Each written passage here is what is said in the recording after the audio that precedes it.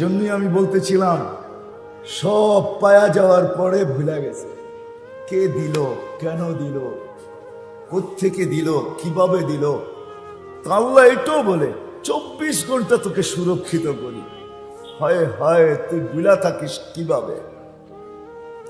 তো কোরআনের আরেকটা শব্দ আমাদেরকে বুঝাইতে চাইতেছে, কোরআনের চিৎকার, মা গররাকা বিরাব্বিকাল কারীম ইয়া আইয়ুহাল ইনসান। ও মানুষ, সবকিছু পাওয়ার পরে তুই আল্লাহকে ভুললি কি করে বল। আল্লাহ জিজ্ঞাসা করতেছে, প্রশ্ন করতেছে, সবকিছু পাওয়ার পরে তুই আল্লাহকে ভুললি কি করে।